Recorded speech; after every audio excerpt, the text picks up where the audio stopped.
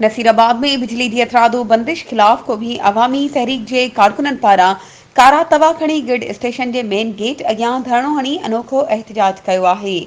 उन मौके ते क़ौमी अवामी तहरीक के अॻवाननि ज़मीर मुग़ैरी, इनामुल्लाह कांधड़ो, अकबर खासकेली ऐं ॿियनि चयो त सेप्को नसीराबाद एक बदमस्त हाथी बणिजी वियो आहे, जेके बिजली भी चोरी कराईंदा आहिनि, ट्रांसफार्मर भी ठीकनि ते ॾींदा आहिनि।